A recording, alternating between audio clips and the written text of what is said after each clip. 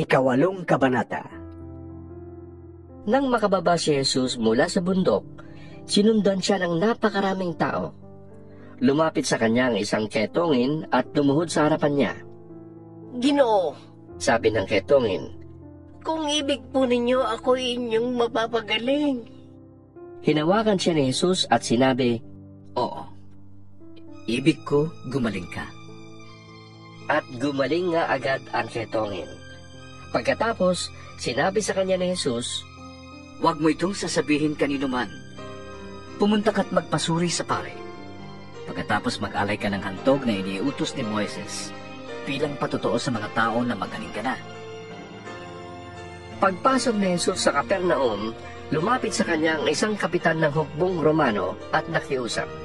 Ginoo, ang katulong ko po ay naparalisado. Siya po'y nakaratay sa bahay at lubhang nahihirapan. Sinabi ni Jesus, Pupuntahan ko siya at pagagalingin. ngunit sumagot sa kanya ang kapitan, Ginoo, hindi po ako karapat-dapat na puntahan pa ninyo sa aking bahay. Sabihin lamang po ninyo at gagaling na ang aking katulong. Ako'y nasa ilalim ng mga nakatataas na binuno at may nasasakupan din akong mga kawal.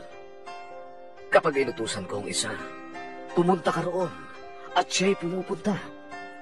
At ang isa naman, halika at siya'y lumalapit.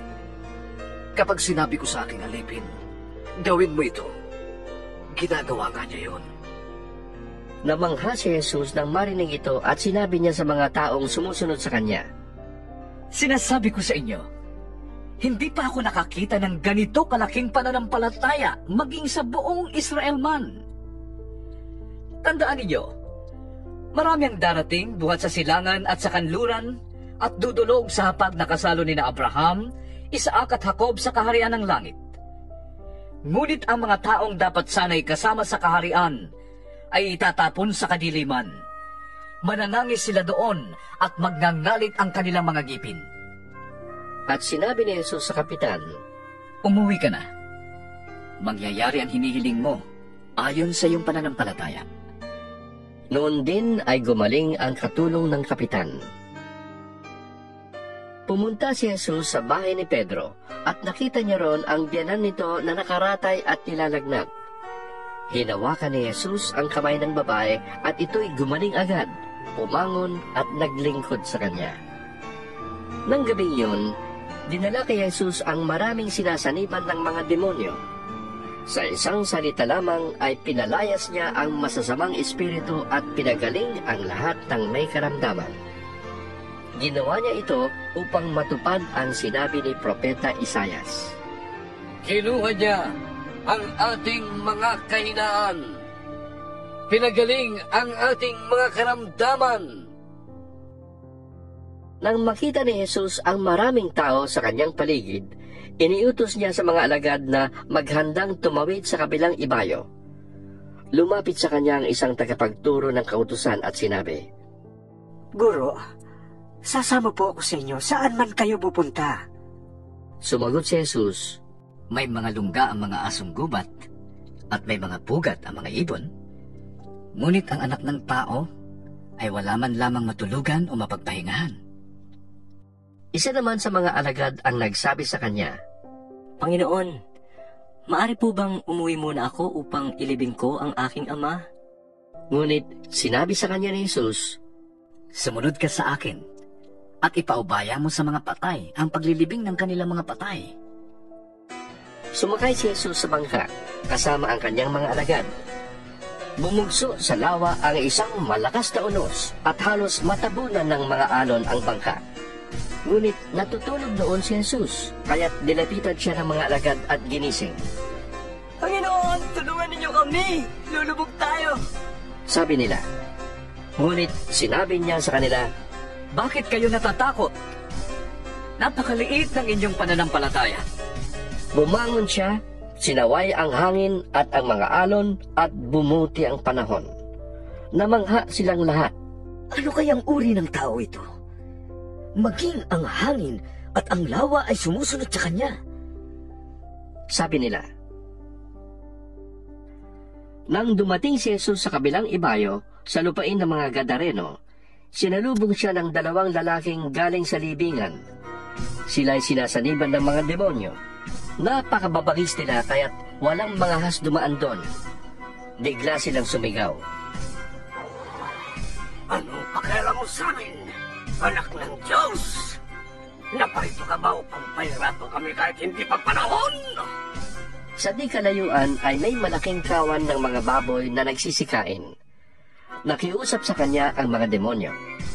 Kung palalayasin mo kami, hayaan mong pumasok kami sa mga baboy na yon. Sinabi ni Jesus. Sige, humayo kayo. At lumabas nga sila sa 2 lalaki at pumasok sa mga baboy. Ang buong kawan ay biglang sumibad ng takbo papunta sa bangin, nahulog sa lawa at nalunod. Nagtakbuhan papuntang bayan ang mga tagapag-alaga ng kawan. Pagdating doon, ipinamalitan nila ang buong pangyayari pati ang naganap sa mga lalaking sinasaniban ng demonyo. Kaya't lumabas ang buong bayan upang salubungin si Jesus. Pagkakita sa kanya ay ipinakiusap nilang lisanin niya ang kanilang lupain. 9 na kabanata. Sumakay si Jesus sa bangka, tumawid sa kabilang ibayo at tumuloy sa sariling bayan. Pagdating niya ron, dinala sa kanya ng ilang tao ang isang paralitikong nakaratay sa higaan. Nang makita ni Jesus ang kanilang pananampalataya, sinabi niya sa paralitiko, Anak, lakasan mo ang iyong loob. Pinapatawad ka na sa iyong mga kasalanan. May ilang tagapagturo ng kautusan na naroon at sinabi nila sa kanilang sarili, Nilalapastangan niya ang Diyos. alam ni Jesus ang kanilang iniisip, kaya't sinabi niya, Bakit kayo nag-iisip ng ganyan? Alin ba ang mas madali? Ang sabihing pinapatawad na ang iyong mga kasalanan? O ang sabihing tumindig ka at lumakad? Patutunayan ko sa inyong ang anak ng tao ay may kapangyarihang magpatawad ng mga kasalanan dito sa lupa. at sinabi niya sa paralitiko, Tumindig ka. Buhatin mo ang iyong higaan at umuwi ka na. Tumindig nga ang lalaki at umuwi. Nang makita ito ng mga tao, sila'y natakot at nagpuri sa Diyos na nagbigay ng ganitong kapangyarihan sa mga tao. Pag-alis ni Jesus doon, nakita niya ang isang taong ang pangalay Mateo. Nakaupo ito sa paningilan ng buwis. Sinabi ni Jesus sa kanya, Sumunod ka sa akin. Tumindig si Mateo at sumunod sa kanya. Nang si Jesus at ang kanyang mga alagad ay nasa bahay ni Mateo, dumating ang maraming maniningil ng buwis at mga makasalanan. Sila ay magkakasalong kumain. Nang makita ito ng mga Pariseo, tinanong nila ang kanyang mga alagad, Bakit sumasalo ang inyong guro sa mga maniningil ng buwis at sa mga makasalanan? Narinig sila ni Jesus at siya ang sumagot, Ang mga may sakit ang nangangailangan ng doktor, hindi ang mga walang sakit. Humayo kayo at unawain ninyo ang kahulugan nito. Hindi ang inyong handog sa akin ang nais ko, kundi ang maging mahabagin kayo. Sapagkat naparito ako upang tawagin ang mga makasalanan, hindi ang mga matuwid. Lumapit kay Jesus ang mga alagad ni Juan na tagapagbautismo at siya'y tinanong, Malimit po kami mag-ayuno, gayon din ang mga Pariseo. Ngunit bakit po hindi nag-ayuno ang inyong mga alagad? Sumagot siya, Dapat bang malungkot ang mga panauhin sa kasalan habang kasama pa nila ang lalaking kinasal? Kapag wala na ito, saka pa lamang sila magkaayuno. Walang nagtatagpi ng bagong tela sa isang lumang kasuotan, sapagkat pag umurong ang bagong tela, ay mababatak nito ang tinagpian at lalong lalaki ang punit. Wala ring nagsasali ng bagong alak sa lumang sisidlang balat. Kapag ganoon ang ginawa, puputok ang balat, matatapon ang alak at mawawasak ang sisidlan. Sa halip, isinasalin ang bagong alak sa bagong sisidlang balat at sa gayon, kapwa ito nagtatagal. Habang sinasabi ni Jesus ang mga bagay na ito, may dumating namang isang pinuno ng mga Hudyo. Lumuhod ito sa harap niya at nakiusap. Kamamatay po lamang ng aking anak na babae. Sumama po kayo sa akin at ipatong ninyo ang inyong kamay sa kaniya at siya'y mabubuhay. Tumindig si Jesus at sumama sa kanya, gayon din ang kanyang mga alagad.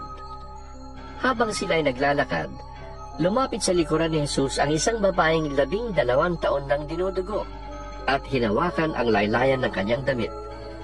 Sabi niya sa sarili, Mahawakan ko lamang ang kanyang damit, ay gagaling na ako. lumingon si Jesus at pagkakita sa kanya ay sinabi, Anak, lakasan mo ang iyong loob. Pinagaling ka ng iyong pananampalataya.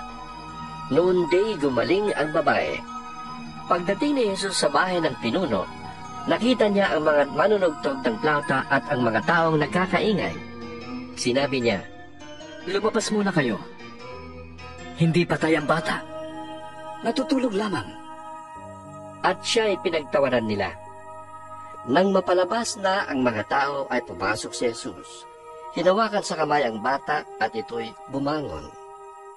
Ang pangyayaring ito ay ipinamalita ng mga tao sa buong lupaing iyon. Pag-alis ni Jesus doon, sinundan siya ng 2 lalaking bulag. Sumisigaw sila habang nasa daan. Anak ni David, mahabag po kayo sa amin. Nang si Jesus ay nasa loob na ng bahay, lumapit sa kanya ang mga bulag. Tinanong sila ni Jesus, Naniniwala ba kayo na mapapagaling ko kayo? Opo, Panginoon. Sagot nila. Hinipon niya ang kanilang mga mata at sinabi, Mangyari ito sa inyo, ayon sa inyong pananampalataya. At nakakita nga sila. Mahigpit na pinagbilin sa kanila ni Jesus na huwag sasabihin iyon kanino man. Ngunit nang sila'y makaalis, ipinamalita nila sa buong lupaing iyon ang ginawa sa kanila ni Jesus. Nang paalis na sila, dinala kay Jesus ang isang piping sinasaniban ng demonyo. Pinalayas ni Jesus ang demonyo at nakapagsalita agad ang pipi. Namangha ang mga tao at nasabi nila, Kailanman wala pang nakitang katulad nito sa Israel. Subalit sinabi naman ng mga Pariseo, Ang prinsipe ng mga demonyo ang nagbigay sa kanya ng kapangyarihang magpalayas ng mga demonyo.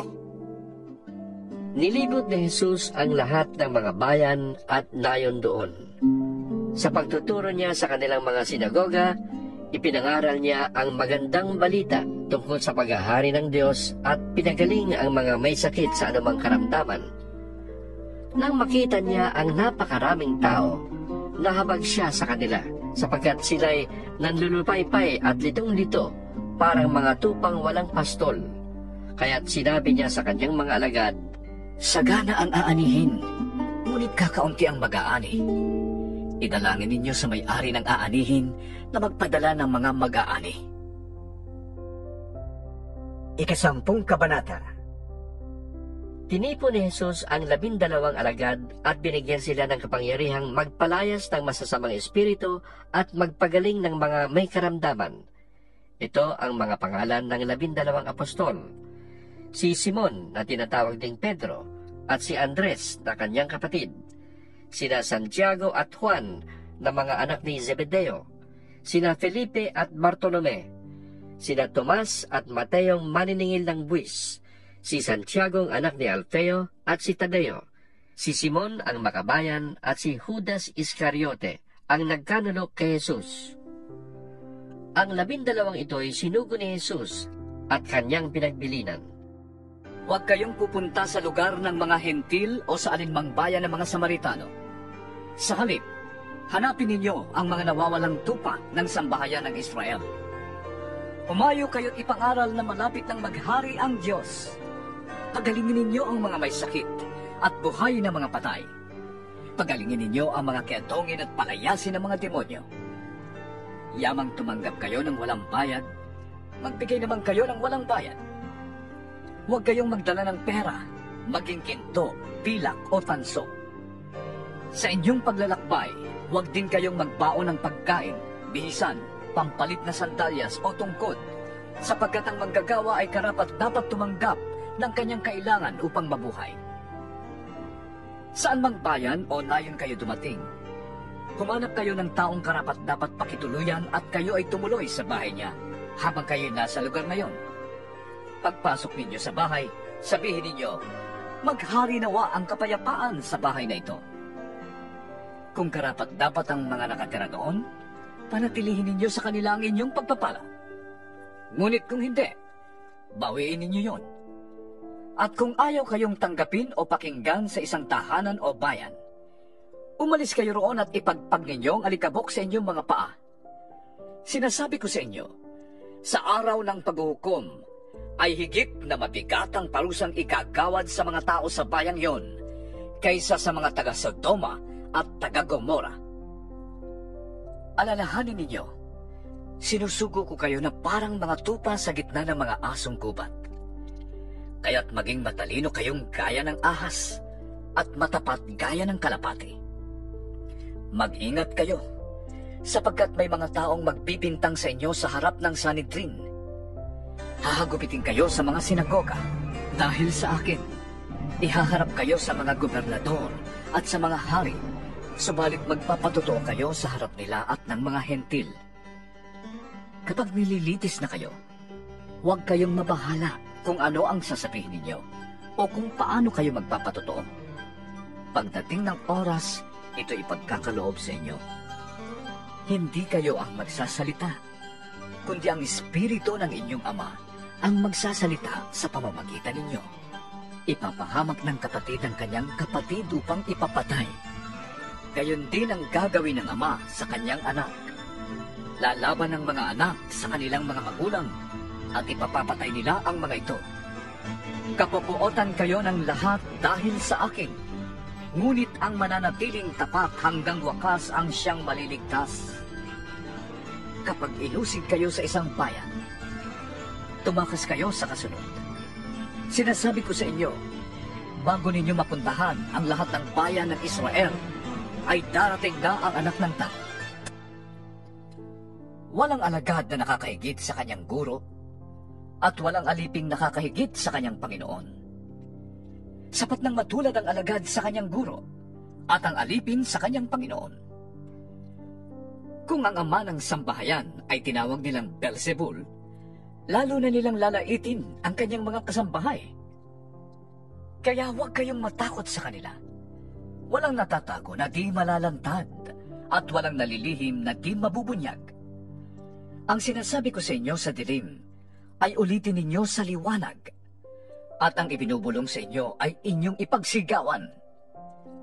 Huwag ninyong katakutan ang pumapatay ng katawan, ngunit hindi naman nakakapatay ng kaluluwa. Sa halip, ang katakutan ninyo ay ang Diyos na nakakalipol ng kaluluwa at katawan sa impyerno. Hindi ba't ipinagbibili sa halagang isang pera ang 2 maya? Gayunman kahit isa sa kanila ay hindi nahuhulog sa lupa kung hindi kalooban ng inyong Ama. At kayo, maging ang buhok ninyo'y bilang niyang lahat. Kaya huwag kayong matakot. Higit kayong mahalaga kaysa maraming maya. Ang sinumang kumikilala sa akin sa harap ng mga tao, ay kikilalanin ko rin naman sa harap ng aking Amang nasa langit.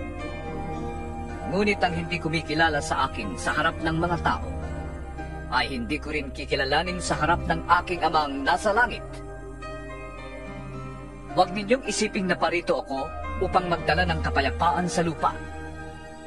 Naparito ako upang magdala ng tabak, hindi kapayapaan. Naparito ako upang paglabanin ang anak na lalaki at ang kanyang ama, ang anak na babae at ang kanyang ina, at ang manugang na babae at ang kanyang biyanang babae. At ang magiging kaaway ng isang tao ay ang kanya na ring mga kasambahay. Ang umiibig sa kanyang ama o ina ng higit sa akin ay hindi karapat-dapat sa akin. At ang umiibig sa kanyang anak ng higit sa akin ay hindi karapat-dapat sa akin. Ang ayaw magpasa ng kanyang krus at sumunod sa akin ay hindi karapat-dapat sa akin. Ang nagsisikap na mapanatili ang kanyang buhay ay siyang mawawalan nito. Ngunit mapapanatili ito ng taong handang mawalan ng buhay dahil sa akin. Ang tumatanggap sa inyo ay tumatanggap sa akin. At ang tumatanggap sa akin ay tumatanggap sa nagsugo sa akin. Ang tumatanggap sa isang propeta, dahil sa siya'y propeta, ay tatanggap ng gantimpalang nauukol sa propeta. At ang tumatanggap sa isang taong matuwid, dahil sa siya'y matuwid, ay tatanggap ng gantimpalang nauukol sa taong matuwid. Sino mang magbigay ng kahit isang basong tubig na malamig sa isa sa mga hamak na ito dahil sa siya'y alagad ko, ay tiyak na tatanggap ng gantimpala.